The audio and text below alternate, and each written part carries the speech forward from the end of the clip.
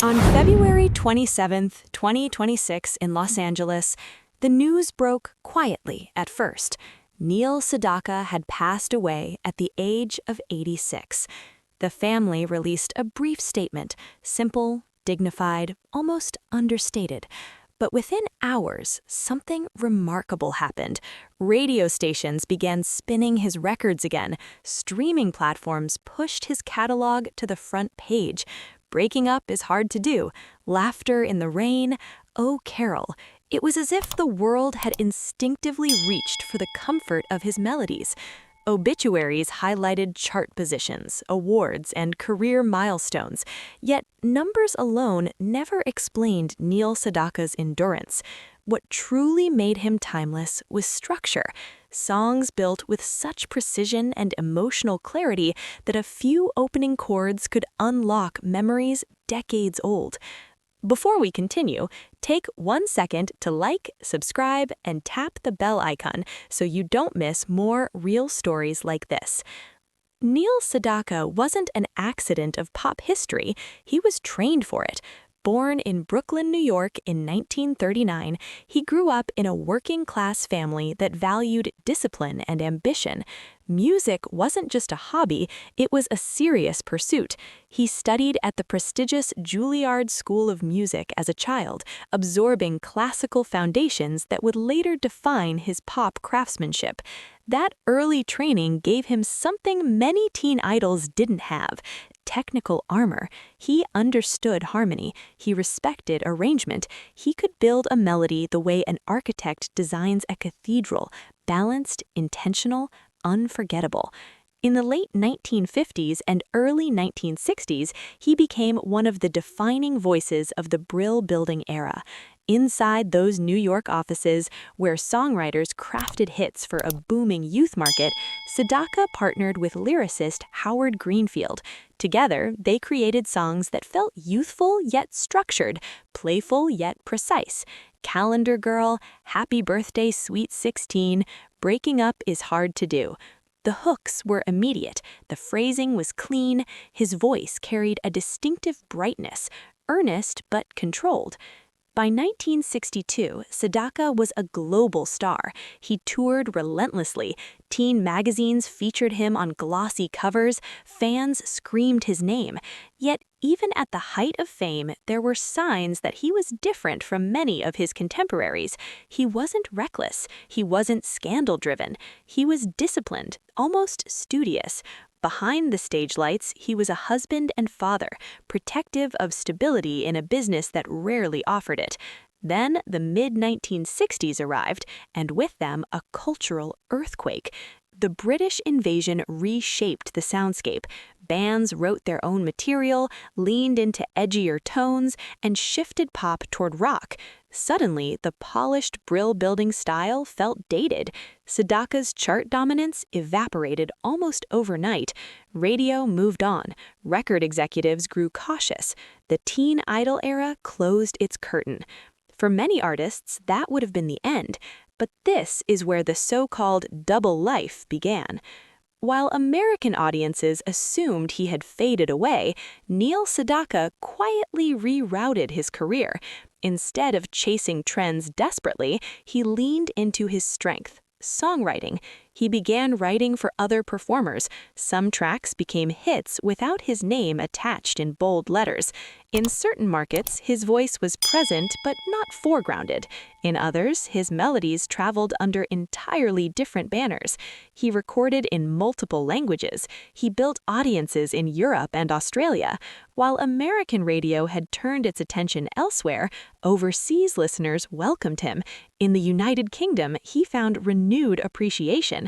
Concert halls filled again. He wasn't a nostalgic act there. He was current. This wasn't exile, it was reinvention. The discipline learned at Juilliard became his survival tool. He refined arrangements, he experimented subtly, he adapted production styles without sacrificing melodic clarity. Importantly, he maintained something rare in show business: stability at home.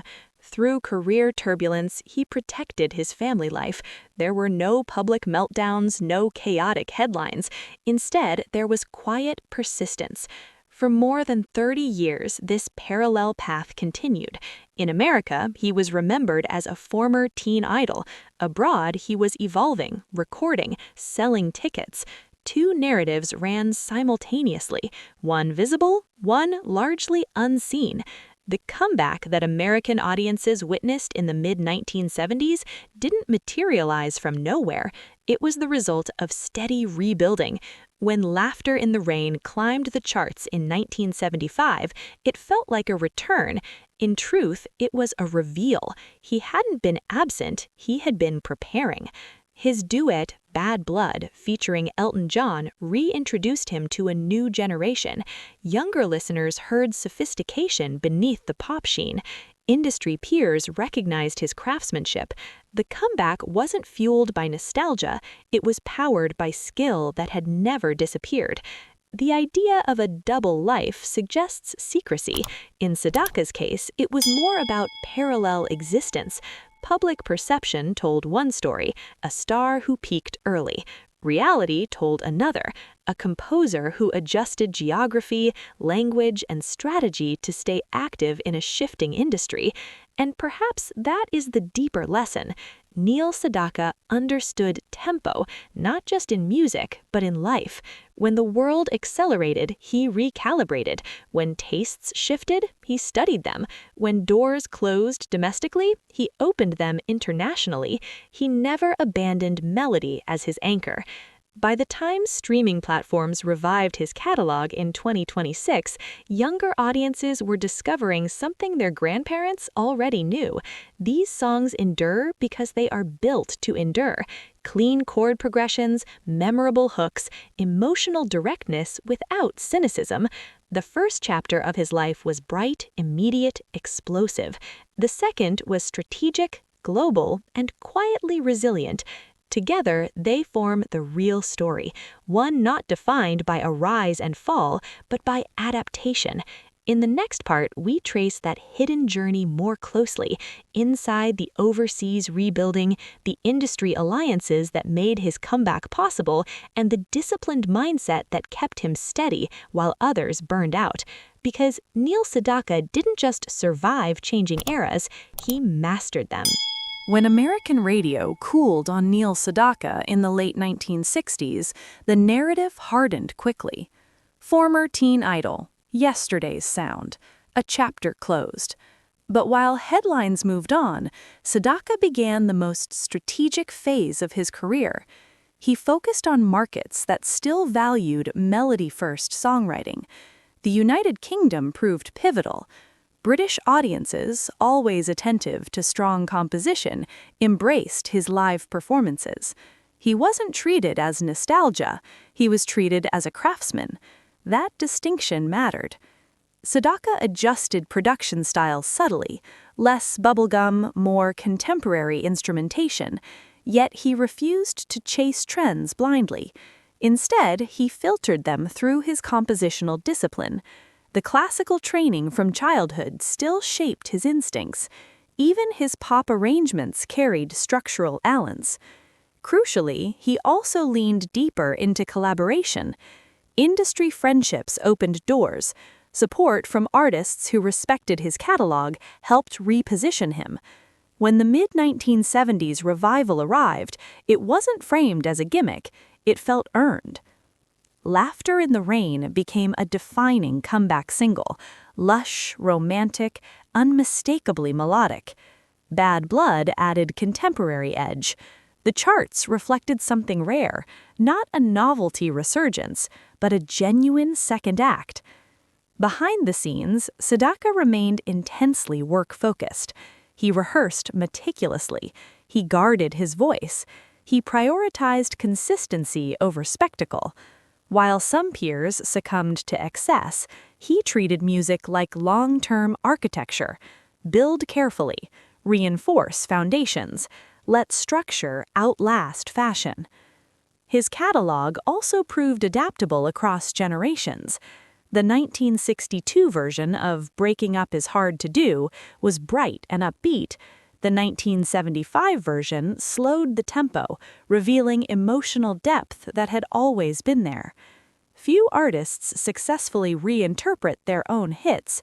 Sedaka did, demonstrating how strong songwriting can survive stylistic transformation. That adaptability defined his so-called double life.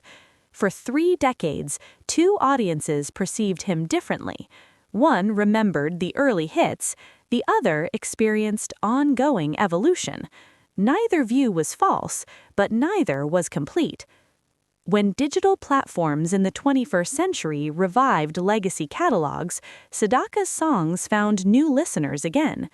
Playlists bridged decades. Algorithms introduced teenagers to melodies written before their parents were born. The durability of his work became measurable in streams rather than vinyl sales. By the time of his passing in 2026, the industry landscape had transformed beyond recognition from his debut years, yet the core requirement for longevity had not changed: songs that connect instantly and endure structurally. Neil Sedaka's life was not a scandal-driven saga. It was something rarer, a case study in quiet resilience. He experienced industry rejection without implosion. He faced shifting tastes without bitterness. He rebuilt without demanding headlines. The phrase double life makes for compelling storytelling, but perhaps a better phrase is dual rhythm: public spotlight and private rebuilding, early fame and mature craftsmanship, domestic dip and international growth. These rhythms overlapped, creating a career arc far more complex than a simple rise and fall narrative. In the end, his legacy isn't just the familiar hooks, it's the example he set. Adapt without panic, protect your foundation, let craft carry you when hype disappears.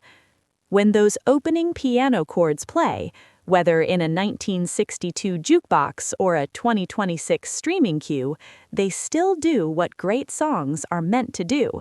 They trigger recognition. They carry memory. They remind us that melody, when built well, doesn't expire. Neil Sedaka didn't vanish when trends shifted. He adjusted his tempo and kept writing, and that steady rhythm, maintained for more than half a century, is what truly explains his staying power.